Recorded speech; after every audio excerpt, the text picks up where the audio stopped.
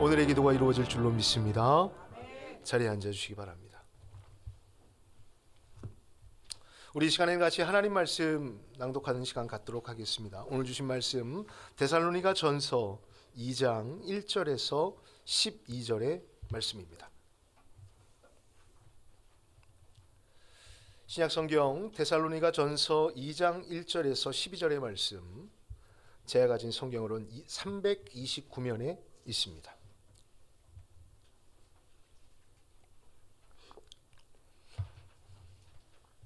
마지막 12절의 말씀을 합독해서 읽고요, 앞부분은 제가 읽도록 하겠습니다.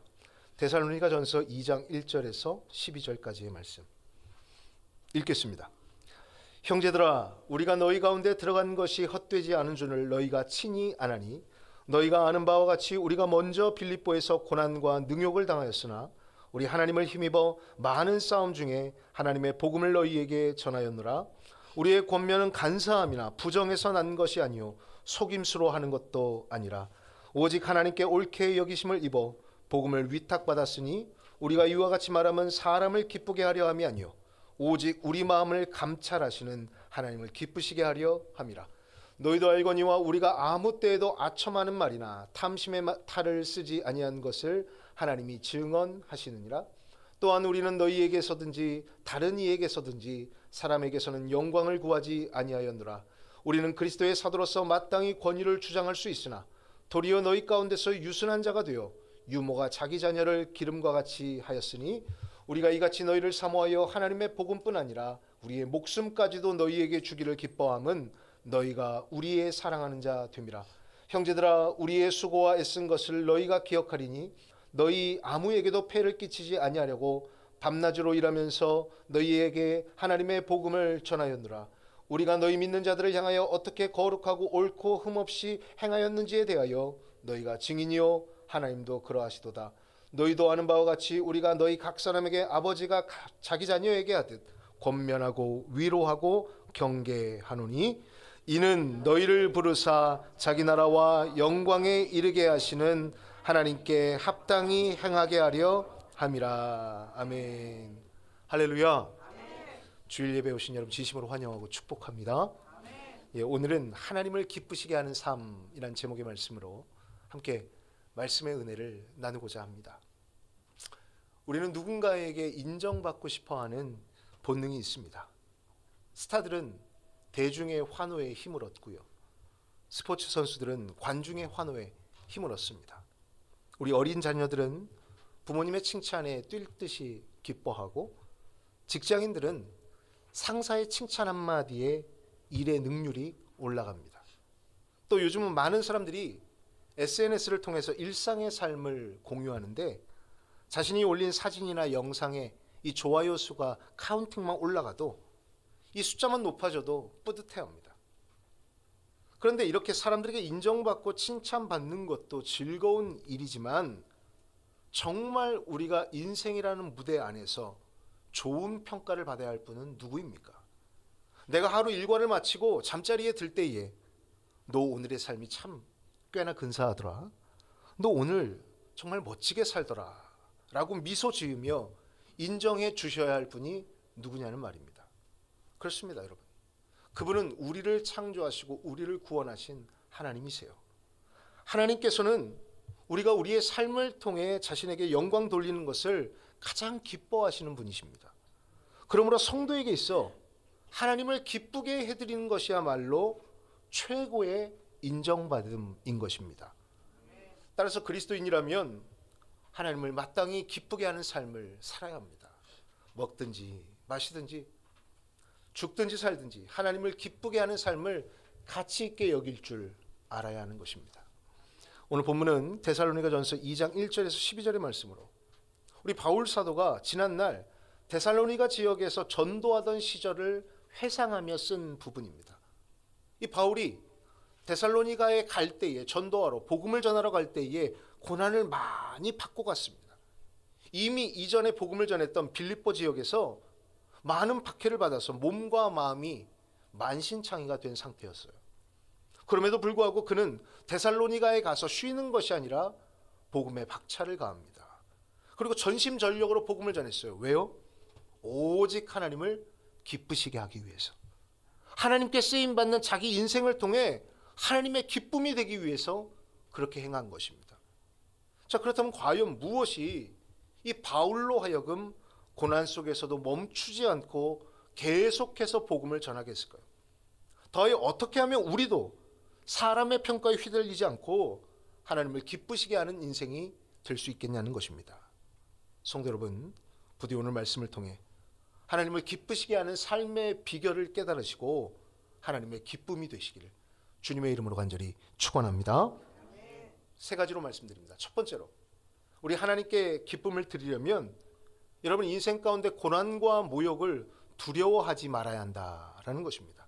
우리 한번 따라합시다. 고난과 모욕을 두려워하지 맙시다.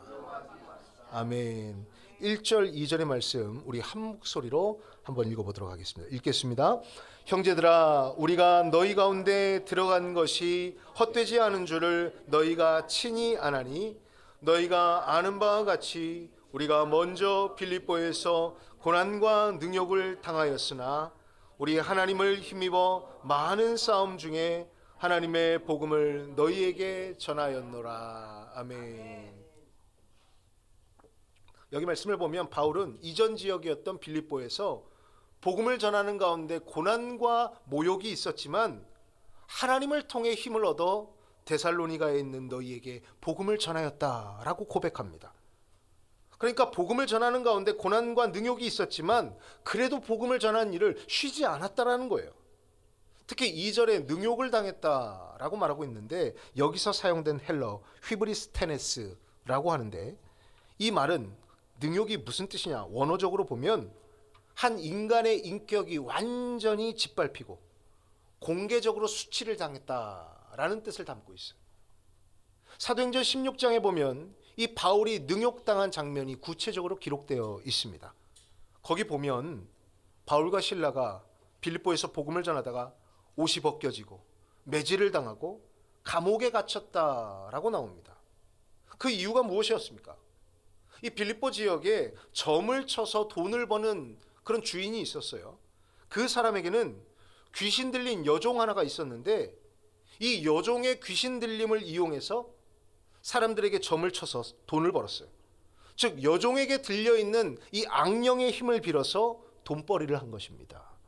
그런데 이것을 본 바울과 실라가 귀신 들린 여종을 예수의 능력으로 고쳐버리니까 점집 입장에서는 돈벌이가 사라진 것입니다. 그래서 바울과 실라를 당국에 고소를 해요. 사람을 살렸는데 오히려 바울과 실라가 도움을 주고서 수치를 당하고 매를 맞고 감옥에 갇히게 된 것입니다. 자, 그렇다고 한다면 여러분 이런 고난 가운데 있고 이런 모함을 당했다면 여러분 같으면 복음 전하고 싶겠습니까? 오히려 복음의 복자만 들어도 마음 가운데 트라우마가 생길 것입니다. 아니 복음을 전하면서 보람도 있고 은혜도 있고 사람들 칭찬도 받고 주목도 받아야 하는 거 아닙니까? 그런데 완전히 복음 전하며 인격 모독을 당하고 고난을 겪은 것입니다. 그런데 바울은 이 복음을 전하는 과정 중 고난과 모욕을 두려워하지 않습니다. 아랑곳하지 않아요. 그 이유를 뭐라고 말합니까? 하나님을 힘입어서라고 말해요. 즉 고난의 과정 속에서 오히려 하나님의 능력을 보았고 하나님이 주시는 힘을 자신은 체험했다라는 것입니다. 여러분 진짜 그런 일이 벌어져요. 빌립보 감옥 안에서 찬송을 부르는데 감옥의 문이 열립니다. 자신을 매질하고 자신을 가둔 간수가 예수님을 영접합니다. 다시 말하면 참을 수 없는 고난과 능욕이 있었지만 하나님의 힘을 입어 상황을 역전하시는 하나님을 체험한 것입니다. 감옥에 갇히는 부끄러움이 오히려 사람을 구원하는 수단이 되었고 고난이 구원의 기회가 되는 것을 체험했습니다. 그래서 빌립보에서 그 모든 시간을 보내고도 데살로니가에 가서도 여전히 담대하게 복음을 전한 것입니다. 여러분 하늘의 사명을 가진 저와 여러분은 이렇게 고난과 모욕을 두려워해서는 안 됩니다. 하나님의 힘을 입어서 이겨내야 돼요. 그런데 우리는 세상에서 겪는 고난과 억울함 때문에 주춤할 때가 많습니다. 그때 하나님의 힘을 기대어야 하는 거예요. 우리가 고난을 이길 수 있다면 우리의 인내심이 강해서 이기는 것이 아닙니다. 하나님이 공급해 주시는 영적인 힘으로 우리는 이길 수 있는 것입니다. 여러분, 이 힘은요, 세상이 줄 수 없는 강력한 에너지예요. 여러분, 고난의 현장에 계십니까? 예수 믿음으로 인해서 사람들의 비웃음을 혹시 받은 적이 있습니까? 두려워하지 마십시오. 여러분 뒤에는 하나님이 함께 하십니다. 세상의 상식으로는 끝이라고 말하는 그 자리에 하나님이 역사하시면 시작이 되는 것입니다. 1940년대 미국 가난한 흑인 가정에서 20명의 자녀 중 20번째 아이로 태어난 윌마 루돌프라는 사람이 있었습니다. 그녀는 어린 시절 이 소아마비에 걸려서 왼쪽 다리가 뒤틀렸고, 의사는 그 당시 기준으로, 의학으로는 절대로 걸을 수 없다라고 이야기해 주었습니다. 사람들은 그런 그녀를 보면서 저주받은 아이, 아무것도 할 수 없는 아이라고 무시하고 놀렸습니다. 이 윌마는 어린 시절은 말 그대로 고난과 능욕 그 자체였던 것입니다. 하지만 그녀에게는 기도하는 어머니가 있었어요. 어머니가 늘 날마다 자신을 위해서 기도했는데 뭐라고 기도해 주냐? 하나님께서 너를 반드시 걷게 하실 것이다 라는 이 기도를 들으며 자랐습니다. 그렇게 신앙을 붙들고 하나님이 주시는 희망을 가지고 재활에 매진했습니다. 남들에게 보기 부끄러운 보조기를 차고 수치스러운 눈총을 받으면서도 그녀는 재활과 기도를 어머니와 멈추지 않았습니다. 그 결과 그녀는 1960년 로마 올림픽에서 세계 최초로 육상 3관왕에 오르며 검은 가젤이란 찬사를 받았습니다.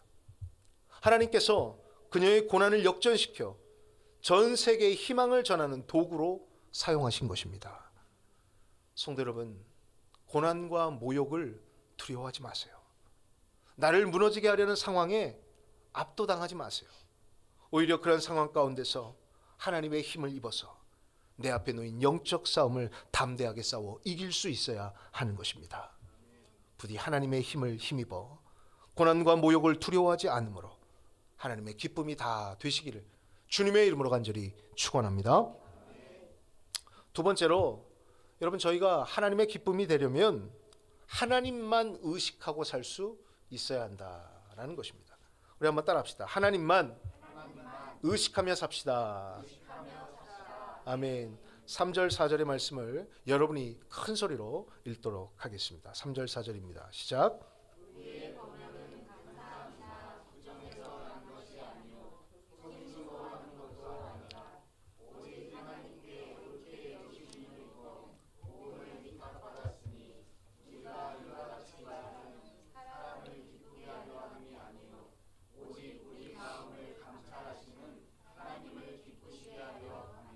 아멘. 여기 말씀을 보면 바울은 하나님을 기쁘시게 하는 삶의 포인트가 철저하게 하나님만 인식하는 신앙이기 때문이다 라고 얘기해요.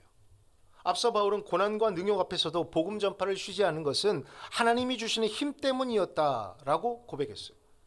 그런데 여기서 한 가지 의문이 생깁니다. 바울은 하나님이 주시는 힘으로 고난을 잘 극복했는데 도대체 우리는 뭐가 달라서 이리저리 쓰러지고 넘어지고 고난만 오면 하나님의 힘을 느끼지 못하는 것일까라는 의문이 드는 것입니다. 여러분, 어디에서 여러분과 사도 바울이 차이가 나는 것 같으세요? 그것은 무엇을 바라보고 무엇을 인식하느냐가 다르기 때문입니다. 다시 말하면 바울은 철저하게 자신의 시선을 하나님께 고정하고 살았다라는 거예요. 하나님께 고정하고 하나님께 힘을 받은 거예요. 4절에서 드러나는 바울의 고백을 보세요. 우리가 사람을 기쁘게 하려 함이 아니요 오직 우리 마음을 감찰하시는 하나님을 기쁘시게 하려 함이라 라고 했어요. 여기서 바울은 아주 중요한 단어를 사용하는데 바로 감찰하시는 하나님. 오늘 우리 권사님 기도 가운데도 감찰하시는 하나님 이렇게 고백하셨는데 저하고 마음이 통했던 것 같아요. 감찰하다에 해당하는 헬라어 도키마조는 고대 사회에서 금속의 순도를 시험하거나 화폐가 진짜인지 가짜인지 판별할 때 쓰던 단어라고 해요. 그러니까 철저하게 감식하거나 감별할 때 쓰이는 단어가 도키마조, 감찰이라는 말입니다. 그런데 그 단어를 어디에 대입합니까? 바울이 하나님의 속성에 대입해요. 내가 믿고 고백하는 하나님은 진짜와 가짜를 판별하는 하나님이시다. 하나님은 감찰하시는 하나님이시다 라고 고백해요. 바울은 이 감찰하시는 하나님께 주목합니다. 자신의 마음 밑바닥에 깔린 의도와 동기를 불꽃 같은 눈초리로 정확하게 감별하시는 그 하나님을 무서워한 것입니다. 여러분, 바울은요, 고난 따위를 무서워하지 않습니다. 모욕 따위를 두려워하지 않습니다. 그는 오직 하나님만을 두려워해요. 하나님을 경외해요. 바로 이러한 바울의 신앙이 하나님의 기쁨이 된 것입니다. 여러분, 세상의 이목을 두려워하지 마시고 감찰하시는, 여러분의 중심을 보고 계시는 그 하나님을 두려워하시길 바랍니다. 그래야 하나님만 바라보고 살 수 있는 거예요. 하나님을 두려워하는 마음이 사라진 성도는요, 사람에 대한 두려움으로 살아갈 수밖에 없습니다. 상황에 대한 두려움으로 살아갈 수밖에 없습니다. 그거 여러분들이 원하는 삶 아니잖아요. 성경에 보면 감찰하시는 하나님을 의식하며 살았던 사람과 의식하지 않고 살았던 사람의 끝을 볼 수 있는데, 그 대표적인 사람이 바로 사울과 다윗입니다. 이스라엘의 초대왕 사울은요, 하나님보다 사람의 눈을 의식했던 인물이었습니다.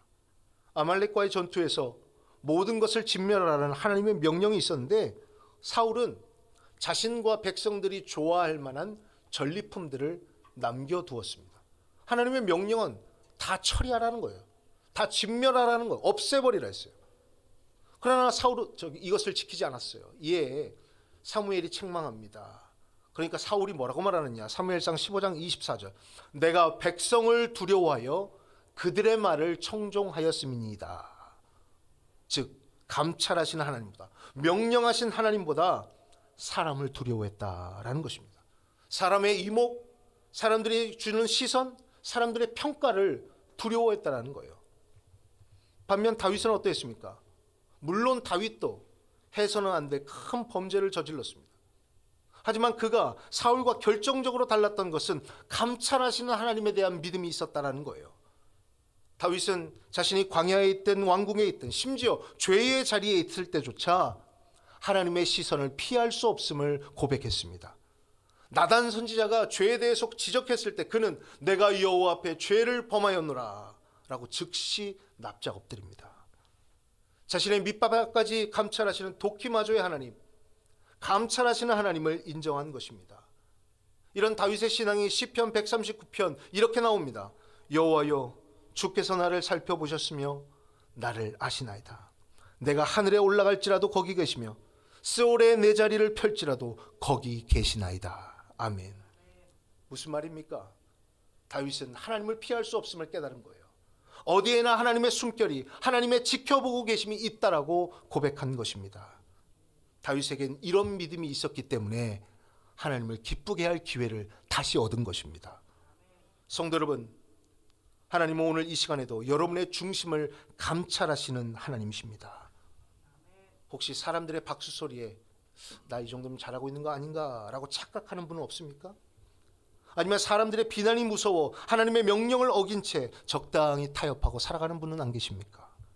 그러지 마시고 오직 하나님을 의식하고 살아가시길 바랍니다. 바울이 끊임없는 고난 속에서도 하나님만 바라보므로 고난이 복음을 막지 못한 것처럼, 다윗이 감찰하시는 하나님을 믿음으로 고백한 것처럼 하나님만 의식할 수 있어야 하는 것입니다. 그 거룩한 두려움이 여러분의 삶을 변화시킵니다. 부직 오직 하나님 한 분만을 의식하며 살아가므로 하나님의 기쁨이 되시기를 주님의 이름으로 간절히 축원합니다. 마지막으로 저와 여러분이 하나님께 기쁨을 드리려면 여러분 성도를 사랑하시기를 바랍니다. 한번 따라하겠습니다. 성도를 사랑함으로 하나님의 기쁨이 됩시다. 아멘. 8절의 말씀 우리 한 목소리로 같이 읽겠습니다. 시작. 우리가 이같이 너희를 사모하여 하나님의 복음뿐 아니라 우리의 목숨까지도 너희에게 주기를 기뻐함은 너희가 우리의 사랑하는 자 됨이라. 아멘. 우리는 앞서 하나님을 기쁘시게 하는 바울의 놀라운 고백들을 살펴보았습니다. 고난을 돌파하는 영적 능력과 하나님을 인식하는 삶의 태도가 얼마나 중요한지를 우리가 깨달은 거예요. 자, 그렇다면 이제 그러한 영성이 구체적으로 바울에게서 어디로 흘러가고 있는지를 우리는 살펴보아야 합니다. 바울은요, 하나님이 기뻐하시는 삶의 열매를 성도에 대한 사랑으로 채웁니다. 즉 받은 은혜, 받은 사랑, 체험한 하나님의 힘을 성도들에게 전하려고 한 것입니다. 8절에서 이와 같이 말합니다. 우리가 너희를 사모하여 하나님의 복음뿐 아니라 우리의 목숨까지도 너희에게 주기를 즐겨함은 너희가 우리의 사랑하는 자 됨이라. 바울은 목숨까지 주기도 즐겨한다, 즐겨한다라고 말해요. 여기서 즐겨한다는 표현 헬라 원어로 에우토쿠멘이라고 합니다. 이 단어는 아주 놀라운 영적 의미를 가지고 있는데요. 하나님께서 예수님이 세례를 받으실 때 이런 음성이 들잖아요. 성령이 비둘기 같이 임하면서 이는 내 사랑하는 아들이요 내 기뻐하는 자라 라고 말씀하셨던 그 기쁨과 뿌리가 동일한 단어라는 거예요. 무슨 뜻입니까? 바울이 성도를 위해 목숨을 내놓는 희생을 즐겨한다라고 한 것은 마치 하나님께서 세례받는 예수님을 보시면서 느끼셨던 그 기쁨처럼 자신도 성도들이 복음을 받아들이는 모습을 보며 똑같은 감정으로 기뻐했다라는 것입니다. 그러니까 이런 바울의 모습을 보며 하나님이 얼마나 기쁘시겠습니까? 무슨 복음을 전하는데 의무감으로 그냥 하나님이 하라고 하니까 내 직업이니까 이렇게 복음을 전하는 것이 아니라 정말 영혼을 살리는 심정으로 한 명 한 명 하나님을 믿기 시작할 때, 그들의 삶이 변하기 시작할 때 큰 보람을 느낀 바울의 진심이 너무나 아름다운 것입니다. 바울에게 있어 성도 사랑은 고통스러운 의무가 아니라 하나님과 같은 마음을 공유하는 최고의 기쁨이었습니다. 여러분, 이런 감정을 느끼는 사람을 하나님은 기뻐하십니다. 하나님을 의식하고 그분을 경외하는 삶은 단순히 나 혼자 거룩해지는 것으로 끝나지 않습니다. 하나님을 향한 사랑은 반드시 내 곁에 있는 성도를 향한 사랑으로 흘러가야 합니다. 우리는 때로 하나님을 사랑한다라고 그렇게 고백하면서 정작 곁에 있는 교우들, 곁에 있는 교회의 일원들의 아픔에는 무관심하거나 작은 희생조차 꺼려하는 것을 볼 때가 있습니다. 그러면 여러분, 하나님을 기쁘시게 할 수 없어요. 하나님을 기쁘시게 하는 가장 확실한 방법은 하나님이 내 주변에 맡기신 수많은 영혼들을 내가 대신 사랑해 주는 것입니다.